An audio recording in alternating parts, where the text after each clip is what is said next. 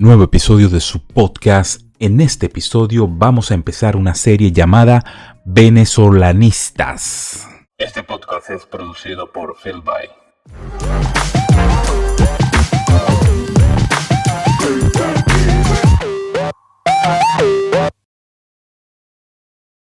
Sean todas y todos bienvenidos una vez más a Pa' que sepáis podcast. Antes de empezar, más 44 7856 056 813.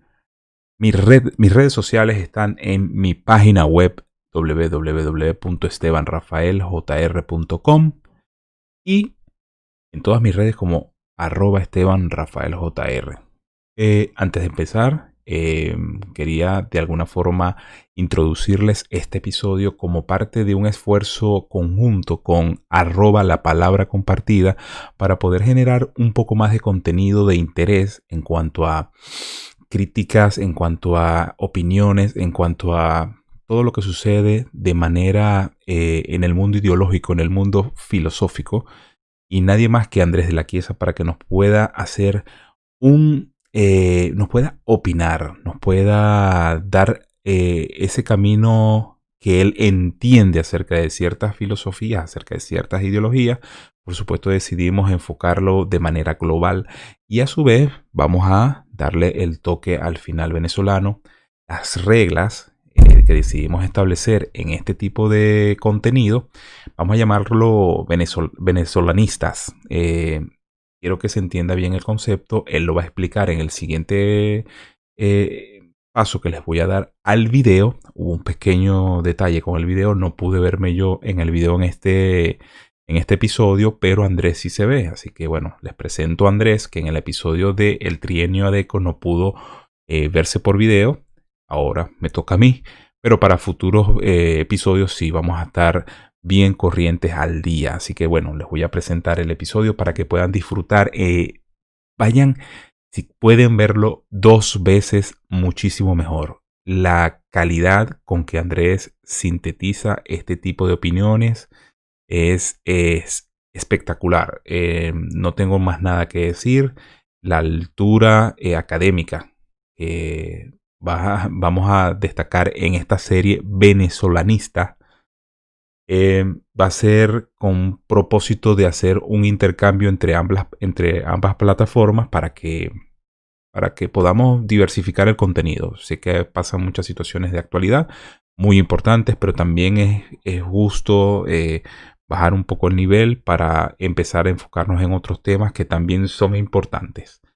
Así que, bueno, sin más que hacerles referencia, esta es la introducción.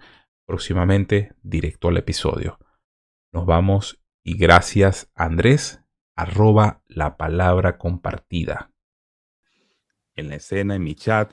Andrés, muy buenas noches, muy buenas tardes donde tú estás.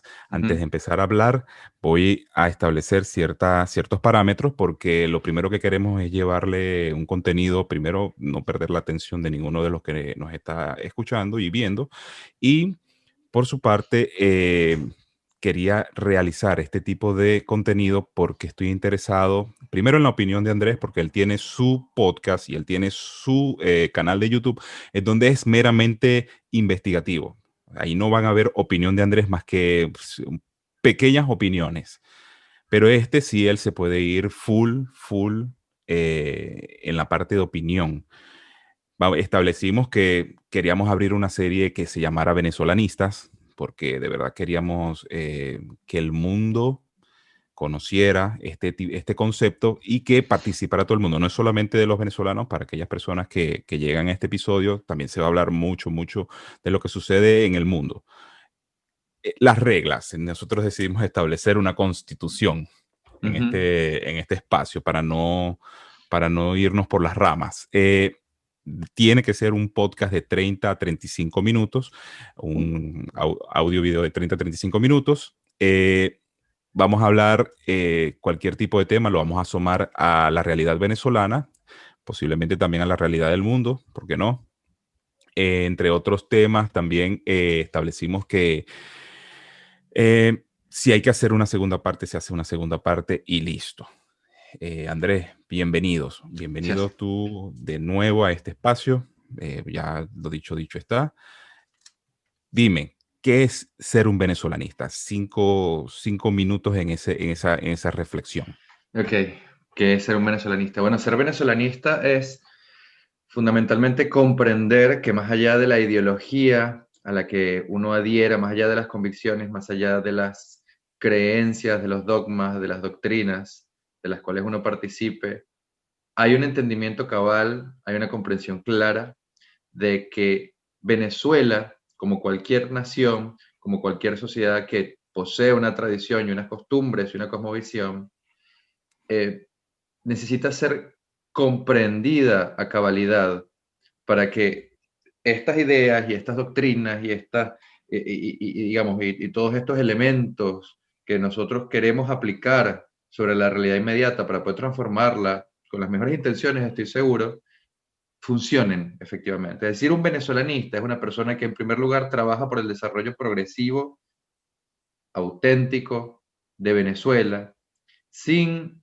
demagogia, sin transitoriedades, piensa en el país como una proyección, como algo que debe construirse de manera inteligente, pero sobre todo de manera lógica, es decir, de acá a cierta cantidad de tiempo, unos 10, 20 años, no da soluciones mágicas, Mm. no se presenta a sí mismo como un mesías, y al mismo tiempo es alguien que está abierto a la posibilidad de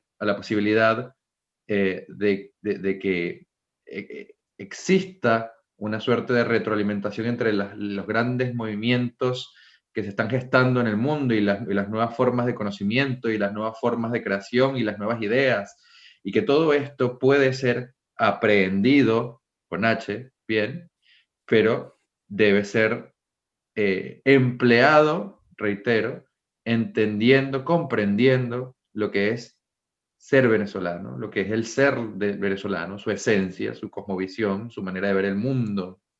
Ese punto de equilibrio o la comprensión de ese punto de equilibrio para alguien que está en la capacidad o se encuentra en un puesto, en un lugar en donde tiene el poder de decisión o de realizar un cambio verdadero, es propio de un venezolanista. Por eso yo diría que una persona, por ejemplo, como Alberto Adriani, una persona como Diógenes Escalante, como Caracciolo Parra Pérez, como todos estos hombres, muchos hombres del positivismo de finales del XIX y principios del siglo XX, como un Arturo Slarpietri, todos estos son venezolanistas, porque a pesar de que podían tener visiones muy distintas de cómo afrontar la realidad, incluso ideas y concepciones muy distintas, eh, había un objetivo claro y había una preocupación de fondo, bien, porque esas visiones fueran de la mano con una solución para Venezuela y para los problemas del venezolano. Eso es ser venezolanista y yo creo que eso es lo que falta hoy en día, Esteban, porque estamos en un momento en el cual se está debatiendo y se está discutiendo muchísimo sobre qué es lo que hay que hacer, cuál es el siguiente paso, cómo podemos resolver este entuerto gigantesco en el que estamos metidos y en el que pareciera que no hubiera quizás ni siquiera una luz que anunciara una esperanza para poder reconstruir todo eso que se ha perdido. Y cuando me refiero a todo eso que se ha perdido, me refiero a la república, a la nación, a lo institucional. Entonces, ¿cómo hacer eso de vuelta? Y acá hay un debate que se está gestando y que se puede ver y que está presente en las redes sociales y que está presente en foros y que está presente incluso cuando los venezolanos en el exilio o en la misma Venezuela se juntan a discutir sobre qué es lo que hay que hacer, en el cual pareciera que faltara esa piedra de toque, ese puntapié inicial, que es la base, es el sustento de la cuestión, que es Venezuela posee unas características muy especiales a las cuales hay que prestar atención antes de aplicar sobre ellas soluciones posibles. Y con esto hago referencia a, yo pertenezco a tal ideología, yo adhiero a tal corriente, entonces yo creo, basándome en esa ideología o en esa corriente o en ese dogma, que la solución mágica es esta, o lo que hay que hacer es esto. Y eso lleva a un maniqueísmo, lleva a una suerte de sectarismo. Es un poco lo que ha pasado en Venezuela con lo que quisieron hacer desde la izquierda marxista, aplicar la tesis marxista,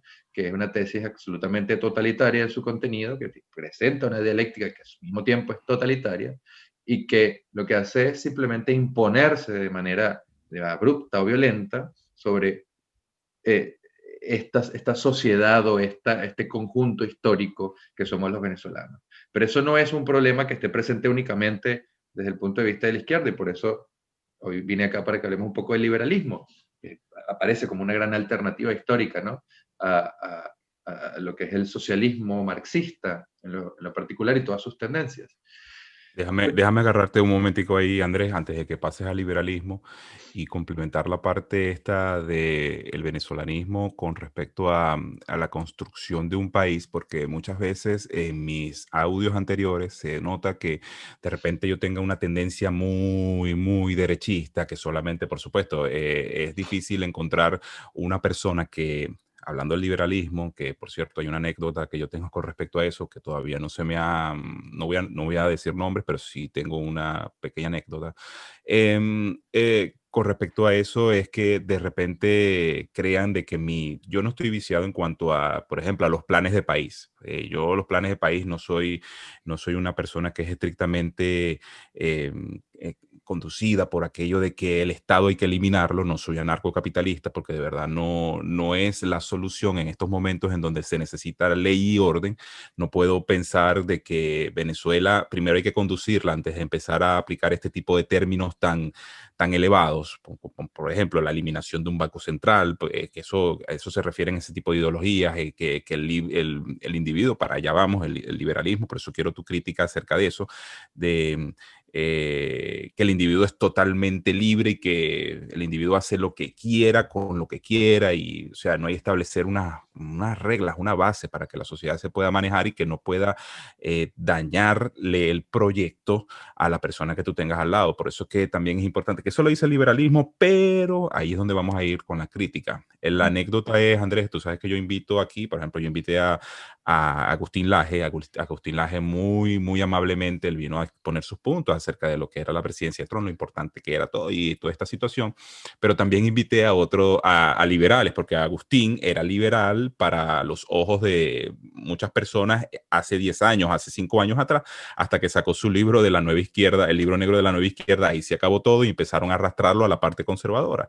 Cuando yo tengo a Agustín, lamentablemente yo cierro las puertas para que vengan otros liberales, porque existe una riña entre estos personajes contemporáneos por una parte. Entonces ya tú te imaginarás que ellos no quieran venir a mi espacio porque yo siento, ya me ignoran, porque yo siento de que para ellos Agustín es como que el traidor a la causa, el traidor que comenzaste siendo liberal y ahora eres un conservador o un palo libertario. Esto no puede ser posible. Entonces ellos piensan de que al venir al espacio yo voy a, a debatir con ellos. En realidad esto no es un espacio de debate. Esto no, hasta los momentos no es un espacio. No me anima el debate porque yo lo que quiero es entregar información. Y, o sea, hasta el momento y más nada. Por eso que si hay que hacer un debate, yo sería el moderador, porque más allá de trompar con alguien, no lo haría. Ahora, tus críticas al liberalismo, que ibas a entrar en esa zona allí para complementar. Sí. Bueno, en primer lugar, Esteban, ahí está la gran cuestión. Tú diste en el clavo. Con el tema del AGE me llama la atención porque en el seno del liberalismo, con todas sus tendencias, pareciera estarse dando, y no es algo nuevo, desde hace mucho tiempo, una riña y una pugna constante sobre las maneras de ser, las maneras de ver, que parece ser más importante que aplicar soluciones específicas, aplicar soluciones pensadas para el desarrollo paulatino y progresivo de las naciones. Es decir, como si fuera más importante el problema de la dialéctica y de la fórmula en la dialéctica que el objetivo final, que es hacer progresar a una nación. Bien, en este caso Venezuela, en el caso de Agustín, Argentina, etc.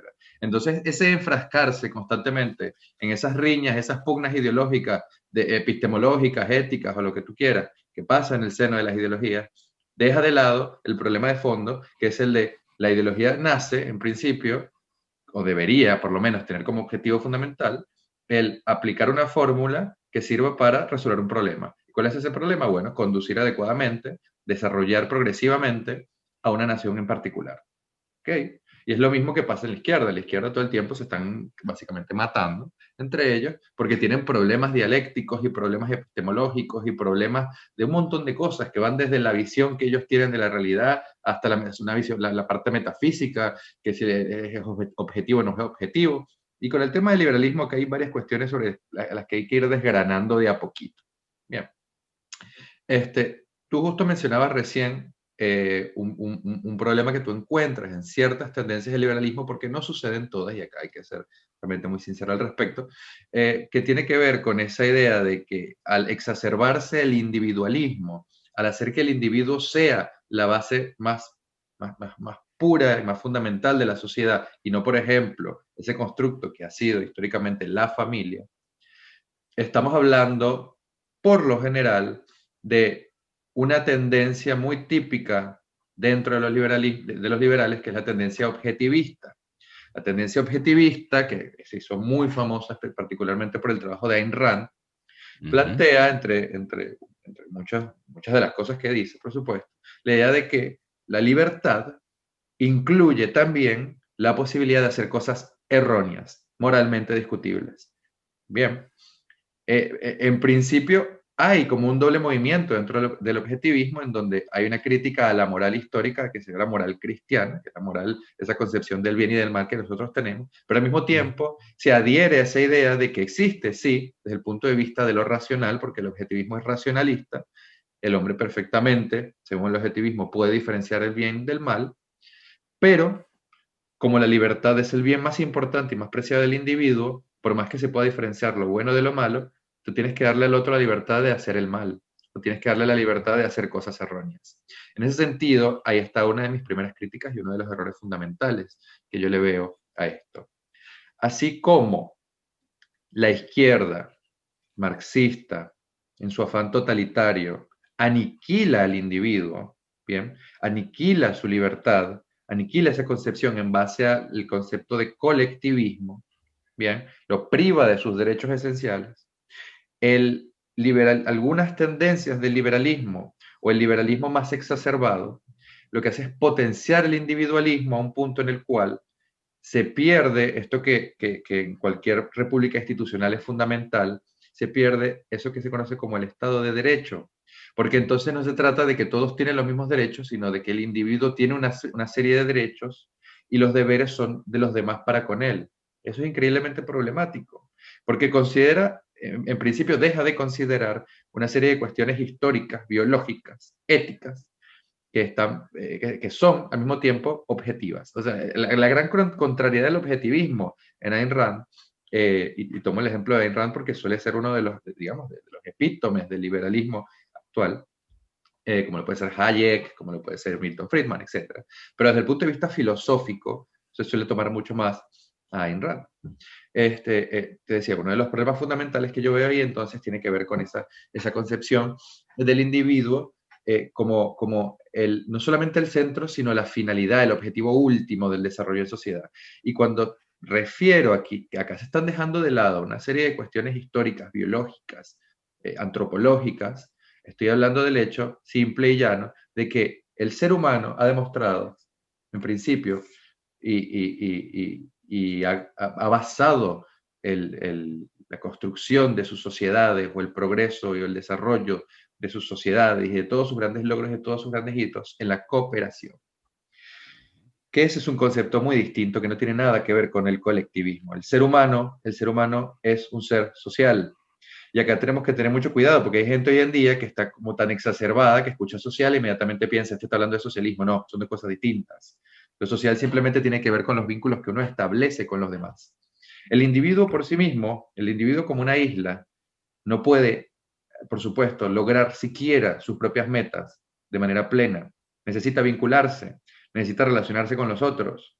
Entonces ya de por sí ese concepto que está planteado en el objetivismo, conocido como el egoísmo racional, en donde los únicos objetivos y las únicas virtudes que existen son aquellas del individuo y aquellas que el individuo se plantea para sí mismo, sin tomar en cuenta lo que eso pueda significar para los demás, ya nos están hablando de un problema de fondo que es éticamente criticable.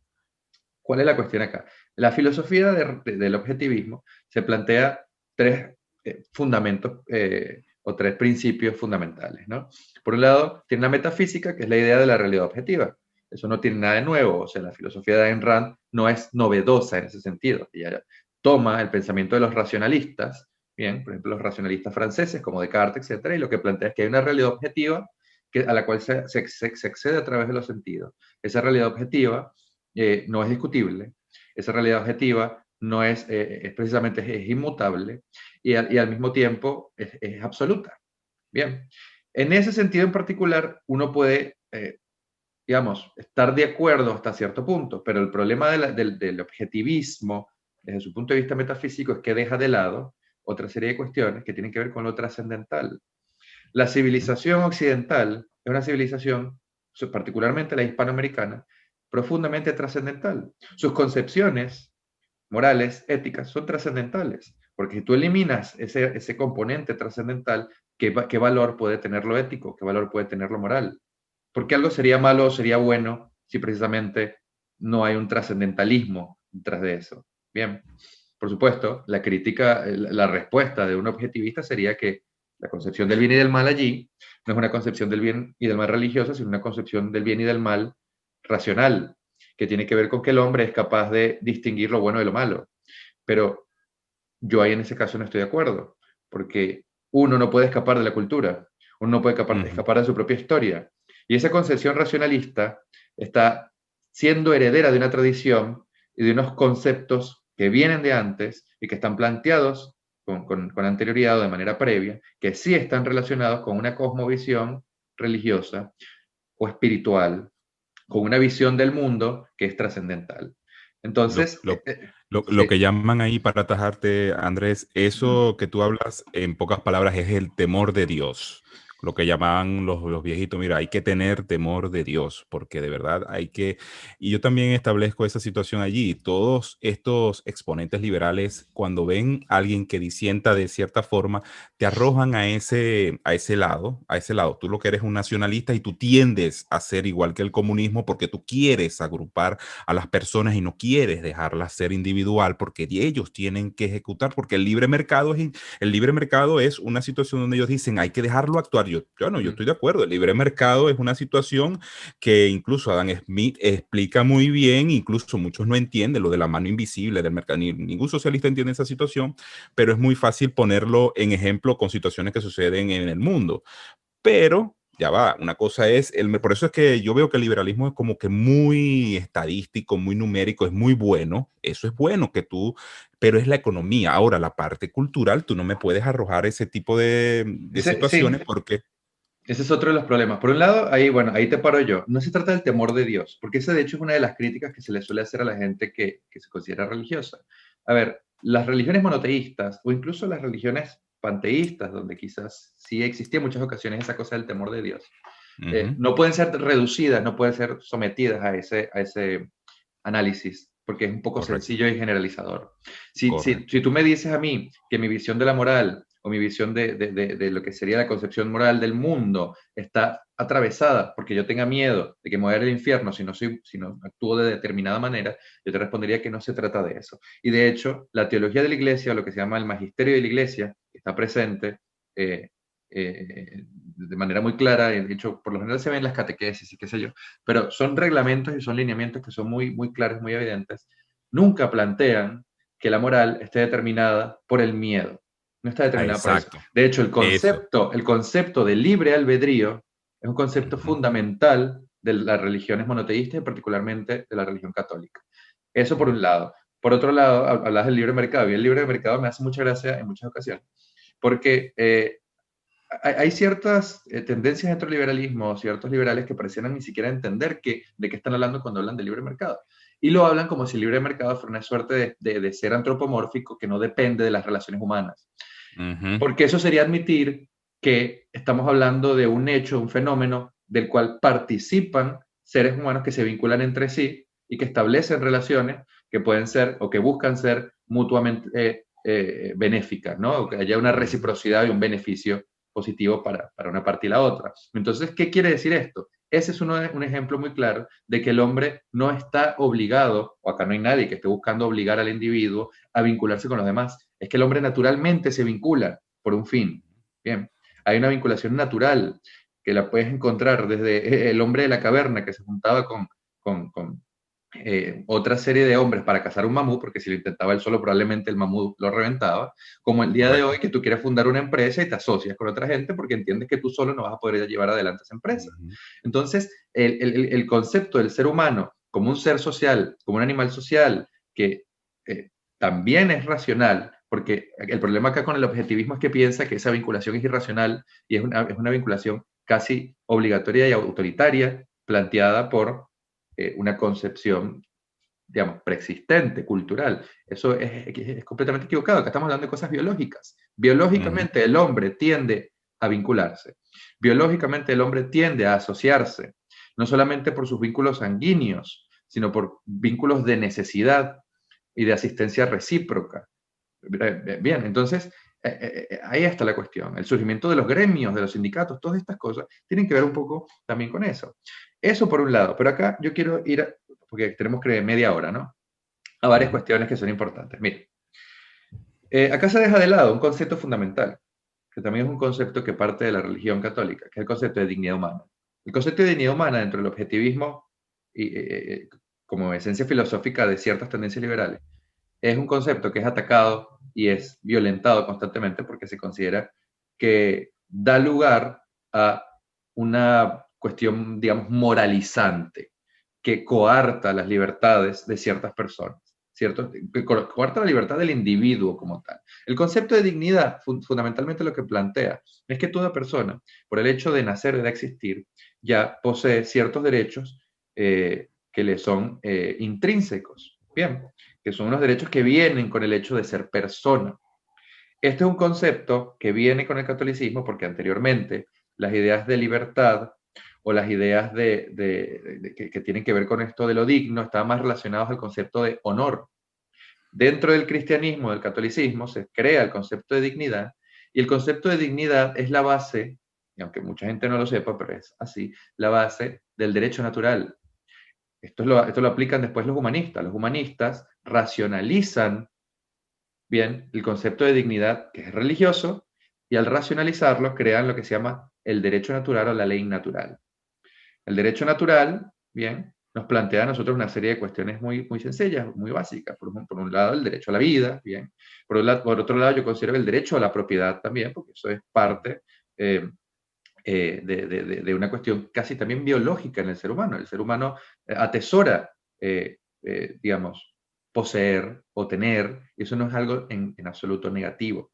Pero también hay ciertas cuestiones que son fundamentales dentro de la ley natural, del derecho natural, que tienen que ver con tener el derecho a poder desarrollarse, bien, a poder formarse, a poder construirse a sí mismo como ser humano, con una identidad, bien, y que las condiciones estén dadas para eso. Y acá vienen un montón de ataques. Porque por un lado, muchos plantearían, pero ¿por qué la gente tiene que tener derecho a eso? ¿Por qué no lo hace por su cuenta?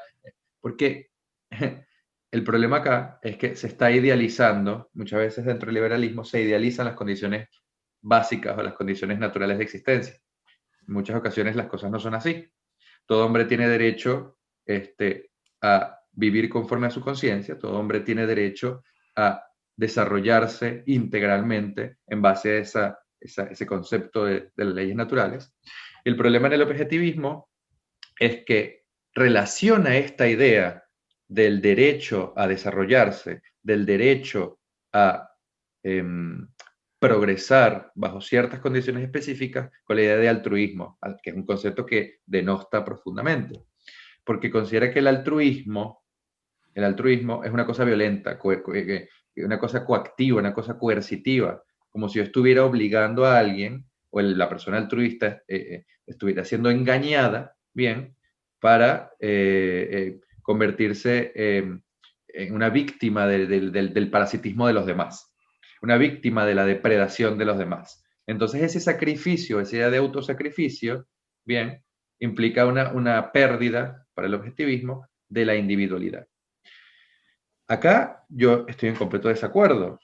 Bien, porque esa es una concepción en principio bastante radical de lo que significa ser altruista y una concepción absolutamente racionalizada del altruismo. El altruismo no tiene que ver, no tiene que ver con eso. El altruismo no es necesariamente sacrificio, sino es el entendimiento de que una de las mejores maneras de vincularse o una de las formas más lógicas de vincularse con los otros, muchas veces para uno mismo poder desarrollarse, tiene que ver con la posibilidad de ayudar a los demás, Correcto. de hacer a los demás partícipes de, de, digamos, un plano en el cual también puedan desarrollarse. Muchas veces el que al otro le vaya bien significa que a mí me puede ir bien también. Esa lógica es posible. El objetivismo liberal cierra la posibilidad a cualquier otro tipo de lógica. Y entonces si tú presentas una visión filosófica, una metafísica, una ética, una epistemología, como la que se presenta dentro del objetivismo liberal, en la cual todo lo que salga de esto está equivocado, tú estás cerrándote a cualquier posibilidad de entendimiento. Y si lo llevas al plano de la política, es evidente que tampoco puedes construir nada, porque la única manera de construir una nación con unas instituciones firmes y con una claridad de miras, la única manera es llegando a consensos. ¿A qué consenso se puede llegar bajo ese tipo de premisas? Que a mí me digan, por ejemplo, que la idea del individualismo exacerbado o el egoísmo racional, en donde lo único que importa es mi propio desarrollo personal, no importa si le paso a los demás por encima, o no importa de ningún modo en los vínculos que yo pueda establecer con los demás, a mí eso me parece tan absolutamente autoritario como el hecho de eliminar del hombre la posibilidad de ser un individuo. Es decir, parecieran ser las dos caras de una misma moneda, ¿no? Entonces tú, por ejemplo, mencionabas acá otro problema grave que es un problema más de superficie, que es el tema de la relación entre la cultura, la economía y el liberalismo. Eso lo podemos hablar ahorita. Pero yo quería ser muy enfático en esto porque la esencia de las ideas está en su dialéctica y está en su visión del mundo. Y la esencia de las ideas que hoy parecieran estarse moviendo o estarse devaneando dentro de muchos de los círculos liberales tiene que ver con esta visión objetivista de la realidad. Es una visión objetivista en la cual todos estos conceptos, egoísmo racional, racionalismo exacerbado, dejar de lado el hecho de que el ser humano es una cosa trascendente, el ser humano se relaciona con otros no simplemente porque esté buscando su propio peculio o su beneficio personal y listo, sino por intereses y por otras cosas que trascienden y que son digamos, mucho más valiosas. La misma idea, por ejemplo, de humildad está mal vista dentro del racionalismo objetivista, porque se considera a la persona humilde como una persona racionalmente empobrecida, o incluso inmoral. Y todos estos conceptos que me ha tocado enfrentarlos en muchísimas ocasiones son verdaderamente problemáticos. Entonces acá estamos hablando en principio de dos cosas. Por un lado, la base metafísica, o digamos, la base filosófica, bien, porque dentro de filosofía podemos meter todo esto, filosófica de una ideología que parece ir en contra de lo que el nombre dice. Si yo estoy diciendo que algo es liberal, bien, porque se propone una filosofía o una doctrina de fondo que es absolutamente autoritaria en su concepción, que parece cerrarse o parece establecer una suerte de cerrazón ideológica ante la manera en la cual se percibe el mundo. Yo por lo menos no lo puedo entender de esa manera porque para mí el ser humano tiene trascendencia y no me refiero a una trascendencia religiosa únicamente, sino una trascendencia que es casi metafísica.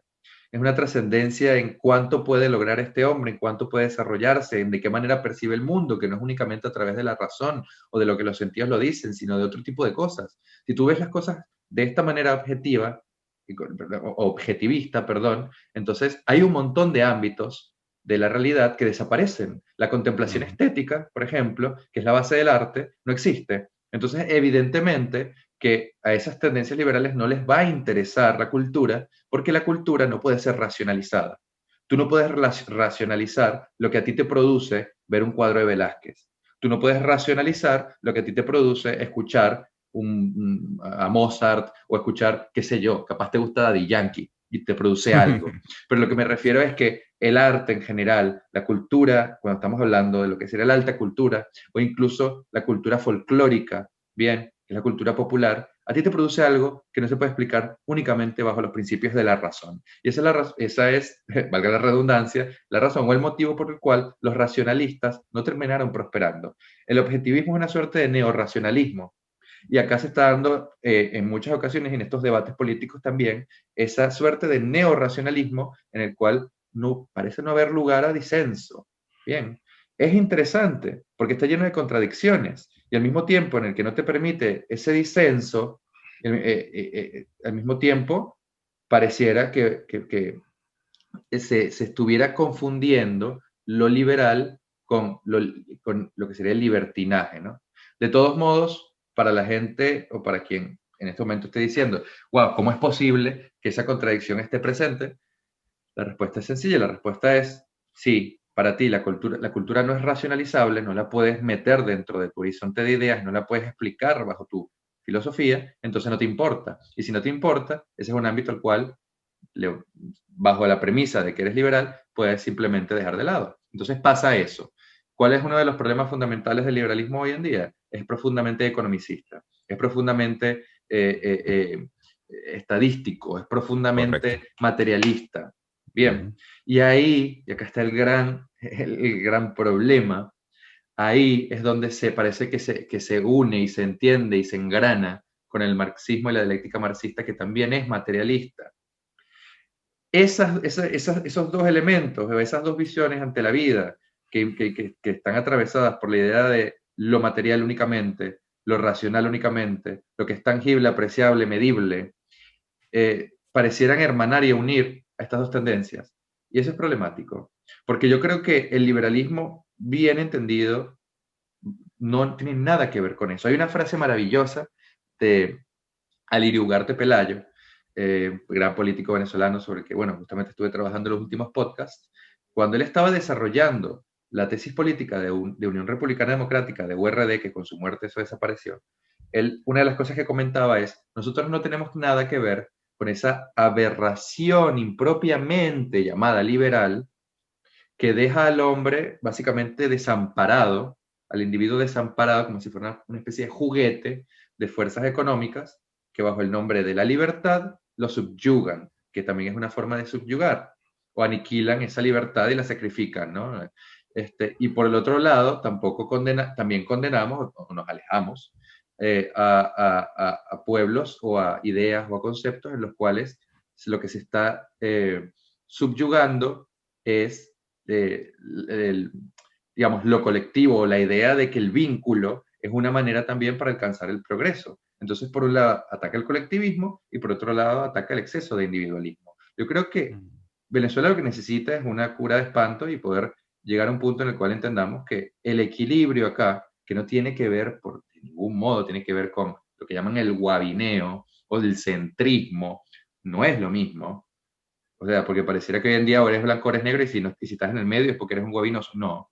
El equilibrio de las ideas, en este sentido, que yo creo que lo podemos engranar fácilmente si entendemos el concepto de trascendencia y nos alejamos de esas dos tendencias extramaterialistas, nos va a permitir incluso enfocar dentro del liberalismo, por ejemplo, eh, una nueva visión de la realidad. El liberalismo, por supuesto, que tiene que preocuparse por la cultura, porque eso es lo que hizo que el día de hoy, bajo la tesis gramsciana, bien, el marxismo tenga tanto poder y esté atravesando y esté presente en todas las instituciones de la cultura. Hay gente que participa de los organismos culturales y no sabe, no tiene la más mínima idea de que su dialéctica es marxista, no lo sabe, porque es una cosa que subyace y que parece que va como de fondo y que se arrastra y es tan poco notable, porque además hay mucho desconocimiento, que participan de esa dialéctica y no se dan cuenta. Si tú vas a Eh, los museos, si tú vas a cómo se mueven las galerías de arte, cómo se mueven las academias, a cómo se mueven, lo que vas a encontrar es dialéctica materialista. Y el liberalismo no ha sabido responder a eso, porque al llegar al poder, y eso se vio acá en Argentina con Macri, por ejemplo, lo único que le preocupa es la economía porque le parece que ese es el único indicador de progreso. Los pueblos que ujú. progresan o los pueblos desarrollados son verdaderamente desarrollados porque para ellos lo más fundamental es la cultura. Arturo Uslar Pietri llegó a decir en su momento, y lo dijo con una gran genialidad, que la lucha verdadera de estos tiempos no tiene que ver con la lucha o de acumular más capital o de, por ejemplo, desarrollarse económicamente únicamente, sino con la lucha por el conocimiento, la lucha por cuáles van a ser los grandes centros mundiales de ese conocimiento.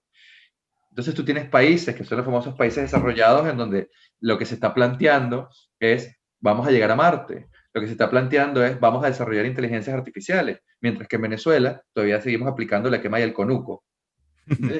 O sea, son cuestiones que tú dices, ¿cómo es posible que esto siga sucediendo? Y que dentro del liberalismo, y mi crítica es para que haya, no para atacar, sino para que haya una reflexión interna, porque yo creo que realmente el liberalismo, de hacer esa reflexión y de producir los cambios necesarios, puede ser una buena alternativa y puede generar algo interesante. Lira Ugarte era un hombre liberal, Arturo Uslar Pietri era un hombre liberal, bien, Te iba a preguntar eso. pero ya, terminó la idea. Ajá. Es necesario entonces que entienda que acá lo que hace falta, y este nombre puede sonar raro, puede sonar curioso, es una suerte de contrarrevolución cultural. Tú tienes que meterte en la cultura. Y no me refiero únicamente a la alta cultura, no me refiero únicamente a la pintura o a la literatura, en donde lo que llegó con la posmodernidad fue la relativización del todo, porque todo es absolutamente relativo y subjetivo. Y si tú empiezas a hacer, que ahora lo ves presente en la política y en todos lados, si tú empiezas a subjetivizar todo, entonces nada es real. Es la posverdad, nada, no existen verdades absolutas. Entonces todo puede ser todo, cualquier cosa puede ser cualquier cosa. Ese concepto de que si yo digo, yo soy artista, es un problema, porque entonces el arte deja de existir. Y del mismo modo, lo puedes ver hoy en día con todo el tema, que seguramente lo hablaste con Laje, con el tema de la ideología de género y todos estos problemas, que tienen que ver precisamente con esa idea de la subjetivización. Pero acá se subjetiviza la identidad, acá se subjetiviza lo biológico, acá se subjetivizan cuestiones que en ningún momento en la historia fueron discutibles. ¿Por qué? Porque había una realidad objetiva y una realidad empírica. Entonces pareciera que ese objetivismo de liberalismo quisiera enfocarse únicamente a lo estadístico y económico, cuando de ser aplicado a lo cultural podría ser una cosa muy positiva y muy beneficiosa. Sería la lucha en contra del relativismo y el subjetivismo absolutos, porque sería la objetividad. Sería explicar, por ejemplo, que el arte es arte porque tiene estas cualidades. Y el artista es artista porque posee estas cualidades. Si yo veo un cuadro de Rothko, que es un blanco sobre blanco, que literalmente es un lienzo sobre otro lienzo, que se vende aquí 5 millones de dólares, yo lo que pienso es, bueno, entonces, ¿qué pasa con nuestra historia? Todo el trayecto que hemos hecho desde la Grecia clásica y pasar por el Renacimiento y pasar por todo ese gran proceso de dificultad y de técnica y de complejidad y de talento. ¿Qué pasa con todo eso? Se disuelve en la nada. Y hoy en día lo vemos, reitero, en todos los ámbitos de la cultura, porque evidentemente la cultura es todo. Y lo vemos más todavía en el elemento fundamental de la cultura, que es el lenguaje. ¿Qué está pasando con el lenguaje hoy en día? Todo este tema del lenguaje inclusivo y qué sé yo, eso es subjetivización del lenguaje. La respuesta tiene que ser cultural, porque, y ahí está por lo que hablamos en un momento también de la educación, porque la educación es la manera para transformar la cultura.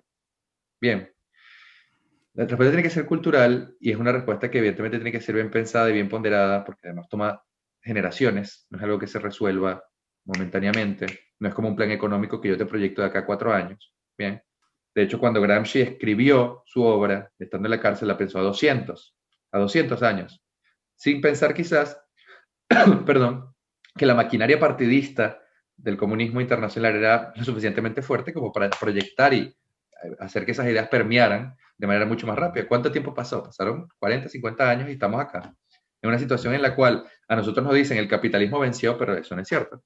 El marxismo y sus ideas y su dialéctica son las que dominan el sistema en todos los ámbitos. Y el liberalismo o otras tendencias o el nacionalismo o como lo quieras ver, lucha y se devanea porque no termina de entender y no termina de comprender que el camino no es por ahí y que acá lo que hay que hacer es un verdadero trabajo cultural y un verdadero trabajo de fondo que cambie que las estructuras y las bases de las instituciones y de las academias y que les dé fortaleza y que les dé fortaleza institucional y que se pueda responder a todas estas cosas de la misma manera que lo hace, por ejemplo, en Estados Unidos un Jordan Peterson, creo que ese era el nombre de este famoso psicólogo que da todo el tiempo charlas al respecto, que son respuestas objetivas, que son respuestas claras, transparentes. Bien, ese es el tema. El liberalismo, en todo caso, más allá de las críticas posibles, tiene que ponerse en la posición de reflexionar sobre sus propios errores. Incluso la izquierda lo ha hecho. La izquierda se dio cuenta de que el foquismo no era la manera, de que la revolución violenta no era la manera, entonces ¿qué hicieron? La revolución cultural. Porque no podemos, desde opciones alternas a esto que estamos viviendo, entender que el camino es por ahí.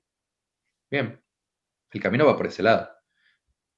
¿Qué En me ibas dos a decir, perdón? minutos, Sí. en 2 minutos, Andrés, ya se acabó.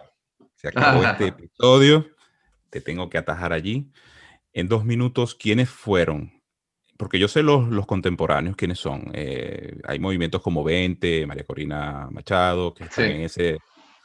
En el pasado, ¿quiénes fueron los exponentes del liberalismo en Venezuela? Para cerrar, 2 minutos. Bueno, Si te ahí viene sí, alguien en la no, sí, mente. sí, sí, sí, por supuesto. Para mí un gran exponente del liberalismo en Venezuela, la manera en que yo lo entiendo, es Alirio Ugarte Pelayo. Ok. Alirio Ugarte Pelayo entiende esta dicotomía y se aleja de la dicotomía. Él trata de comprender, y ahí está la cuestión de lo venezolanista, que es lo que yo te digo, que tú no puedes ni suprimir al hombre y sus cualidades y sus posibilidades, ni suprimir al colectivo. Así no se construye un país. Y Arturo Uslar Pietri también. Arturo Uslar Pietri era un hombre liberal y planteaba lo mismo. Y María Briceño Gorri era un hombre liberal y planteaba lo mismo. Eran hombres que no pertenecían, por ejemplo, ni al ámbito de la socialdemocracia, ni el socialcristianismo, ni nada de eso, sino que eran más bien de tendencia liberal. Incluso en Uslar Pietri hay un liberalismo muy cercano al liberalismo clásico. Paleolibertario. No, palo libertario no.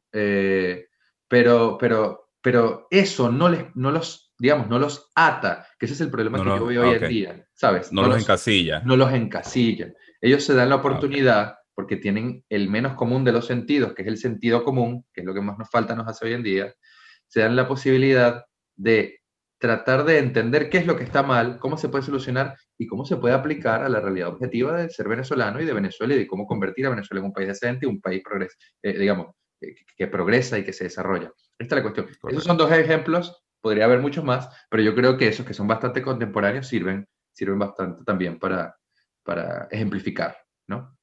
Bueno, Andrés, ley y orden. Ley y orden. De verdad que esto fue un episodio súper instructivo. Yo quiero que si va a haber una segunda parte de este episodio, vamos a difundirlo por todas partes y sobre todo que según vamos a aperturar otros temas a futuro. ¿Ok? Si existe la necesidad de aperturar una segunda parte de este y la gente está interesada en lo que es este tipo de contenido, porque fíjate, abarcamos la parte global, pero nos fuimos de repente a la parte venezolana que muchas personas venezolanos que tenemos dentro de los grupos pudieran estar interesados. Déjame agradecerte, Andrés, que hayas sido, hayas sintetizado lo más que pudiste, pero yo sé que es difícil. Yo sé que es difícil para personas como tú que quiere exponer muchas ideas y quiere que todo eso salga, pero hasta aquí llegamos por hoy, ¿ok? Oye, además Vamos. nos metimos de entrada en filosofía, en metafísica, ese. Empezamos No, hardcore. perfecto. Yo voy a despedir y vuelvo contigo, Andrés. Muchas gracias. Y eso fue todo por este episodio. Muchísimas gracias por escucharlos. Es media hora, 40 minutos de su tiempo. Decidimos hacerlo corto para que pudieran disfrutar y sintetizar. Si hay que hacer una segunda parte, bueno, voy a colocarlo en mis redes sociales de manera que se vaya difundiendo. Vamos comentando qué les parece. Necesitamos generar este tipo de contenido de calidad que les pueda entregar a ustedes algo. El tiempo de Andrés es de verdad para mí un tiempo que es valioso porque él mismo se está entregando en estos momentos a hacer contenido para su portal y por supuesto nos regala esta media hora para que sepáis podcast. Por eso quiero de alguna forma promover que dentro de los venezolanos hay personas que aún, y sé que la mayoría lo es, que aún puede exponer ideas de calidad. Y bueno, Andrés, y entre otros muchos personajes que yo he estado aquí compartiendo, es la fiel demostración de eso. Por eso les digo, familia, vida, libertad y propiedad, para que sepáis, nos vemos en un nuevo episodio.